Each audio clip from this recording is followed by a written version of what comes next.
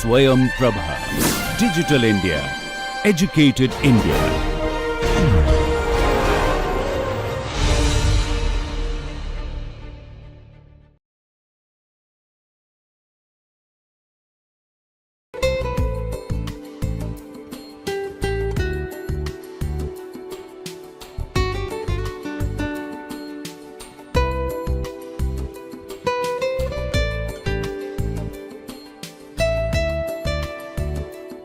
Well, we were discussing about various measures of emotional intelligence, how best emotional intelligence can be assessed and measured.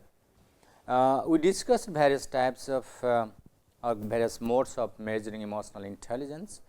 One way is through projective test, another is psychometric test. In our last lecture, we were discussing about different techniques of projective test. For example, thematic apperception test,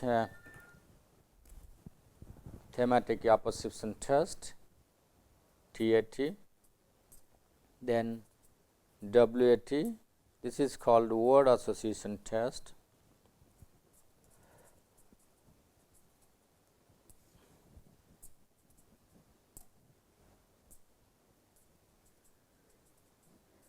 Thematic apperception test.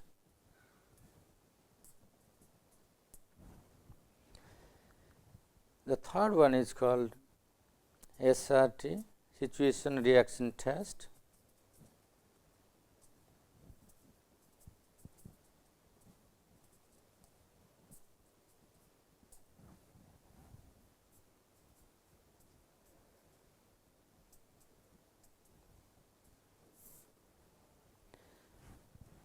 There is one more called SJT, situation judgment test.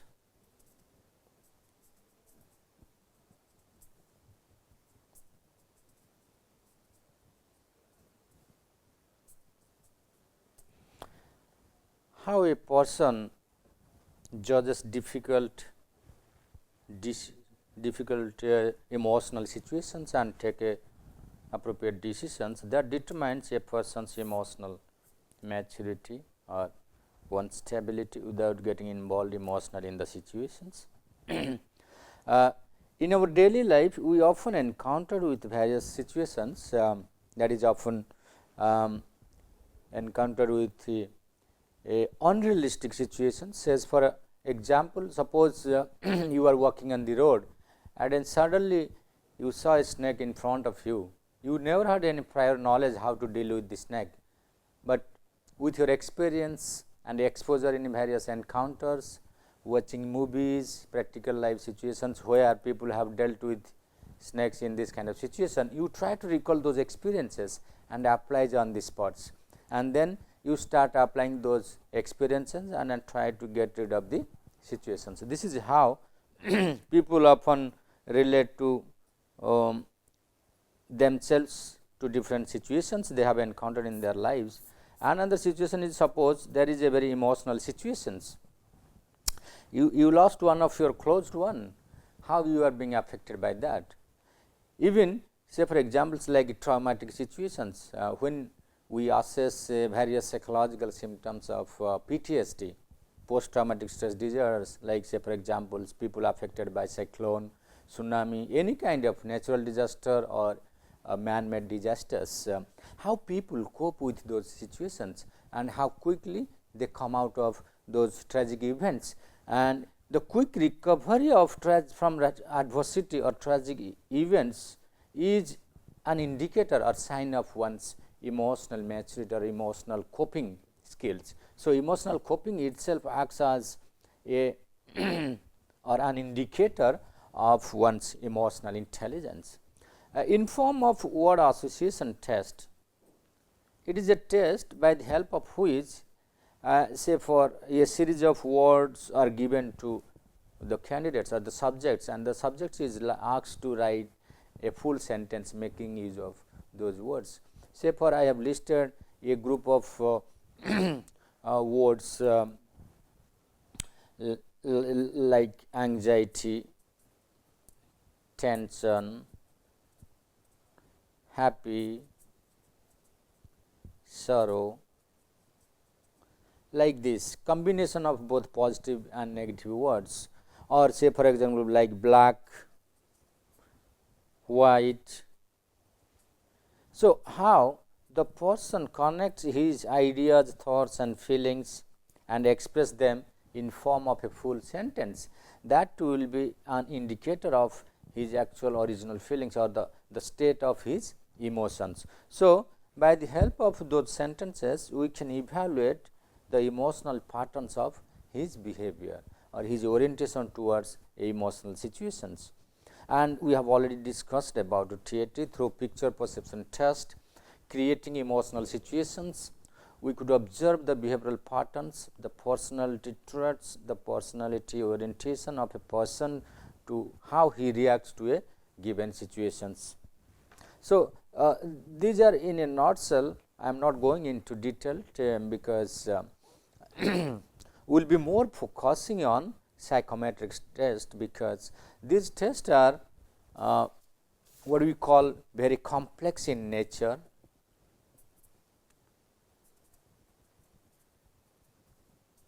Complexity, they are time consuming,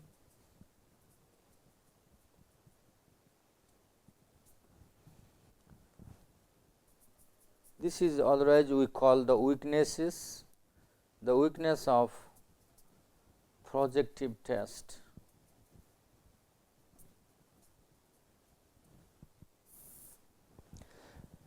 This is very complex process.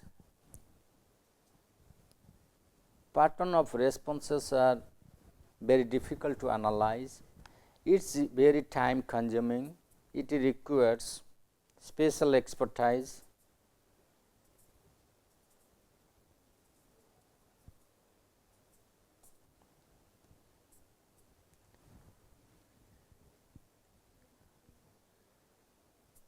It requires lots of efforts.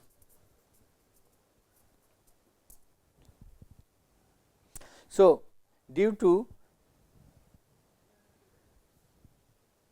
this nature of test administration and analysis, yes, difficult to analyze,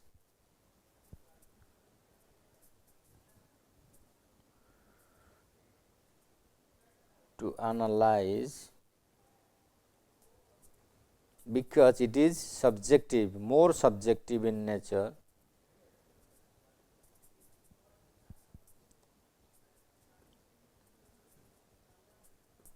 So, these are some of the weaknesses of this projective test. So, which often restrict us to make use of make frequent use of this test in the analysis of emotional intelligence. But however, it is the best way of evaluating one's deep state of emotional affairs as it goes into a deep analysis of one's behavior. But when we talk about the scientific nature of our analysis, then we look into the psychometric test.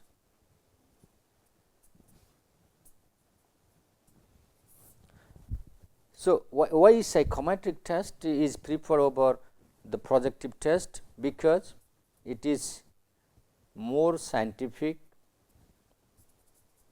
in nature, we can quantify, but in projective test it is very difficult to quantify the responses. Second, it is based on metric principles,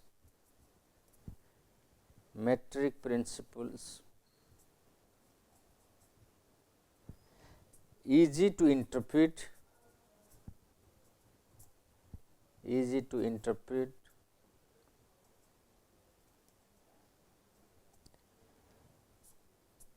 and analyze.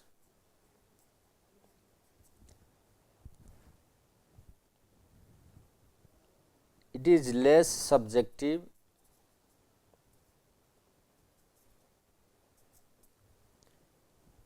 and it takes less time effort, and it is also cost effective in terms of money and efforts, money, time and efforts.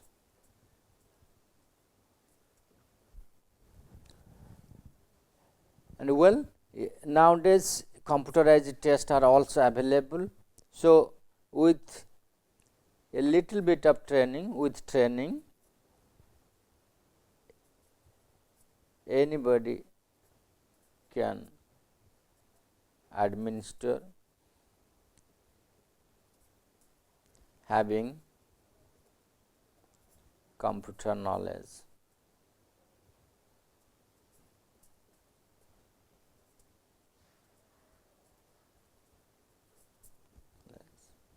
So, these are some of the advantages of psychometric test for EQ assessment.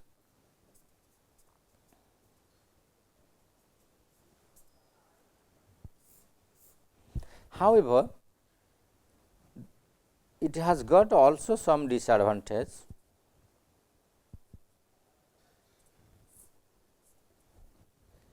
The commercialization, too much commercialization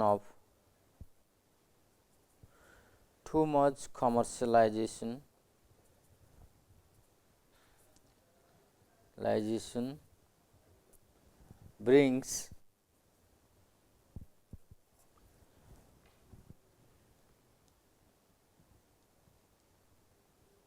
misuse of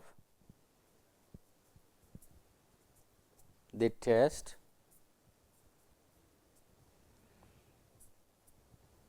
Second,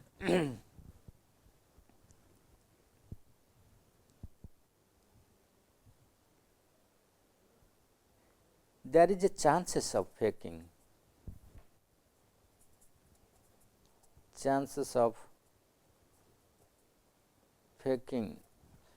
say for in terms of rating scales.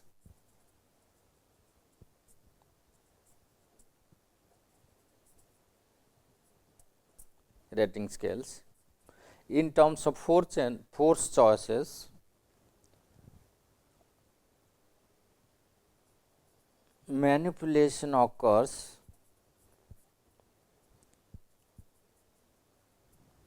in terms of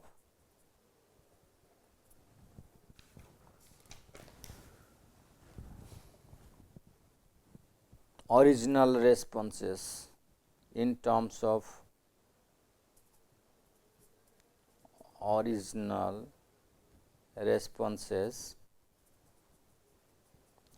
while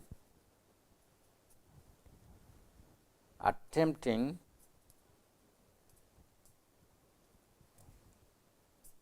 test based on forced choices. So, forced choices means yes or no format.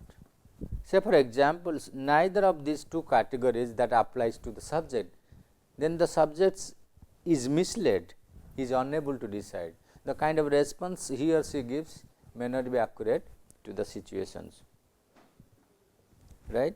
And these are some of the possible features that makes the test weakness, but however, this is the best way to analyze one's pattern because it is more scientific.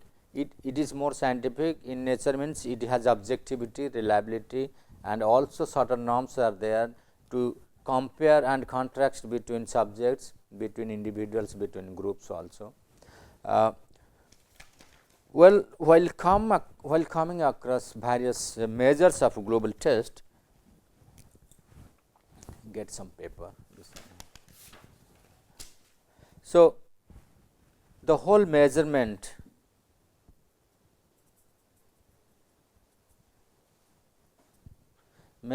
of EQ can be global and local. Global and local. So, local means national or Indian, and global means international.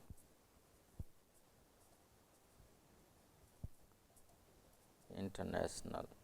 So, in the history of EQ test assessments, we have seen that nowadays large number of global tests are available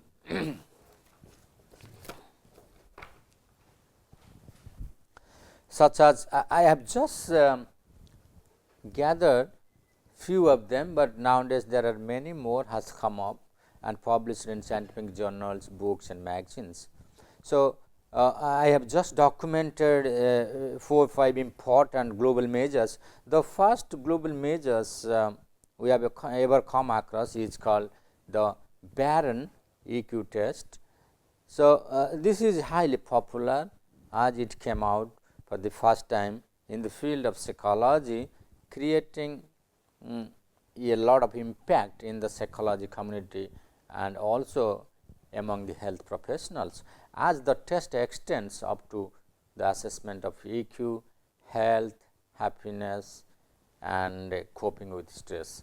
So, looking at the multiple facets of the scale, psychologists have tried to make use of this test for multiple uses. However, thereafter many other techniques and tools have come up. One such tool is called EQ mapping. This test is based on the mixed model approach of emotional intelligence. This test is also published in the book Emotional Intelligence in Business, written by Robert Cooper and Iman Shabaf. This is a very wonderful book, completely shows the application of emotional intelligence in organizational context, how it applies to teams, how it applies to leaders, enhancing leadership skills, and enhancing performance, maintaining happiness and coping with stress at workplace. Then the third tool is known as emotional competence inventory. This is based on the Goleman's model of emotional intelligence. Boyatis, Goleman and his colleagues, they developed this tool by identifying certain EQ skills and competencies, putting them into their theoretical framework in the year 1999. We will be discussing about all those facets in our discussion when we will move forward. Then another very important and widely used test of emotional intelligence is known as Mayer-Shalaby-Caruso emotional intelligence test. However, this test was first developed by Mayer and Shalaby, Mayer-Shalaby emotional intelligence scale, and rather latter they included the perspectives of the research work of Caruso. So, that is why the next revised tool of Mayer-Shalaby-Caruso, Mayer-Shalaby-Caruso emotional intelligence scale. This scale was based on the ability model of EI. Then Barron's model, Barron's EQI. EQI was based on Barron's model, that is personality driven. ECI, emotional competency model, based on Goleman's model.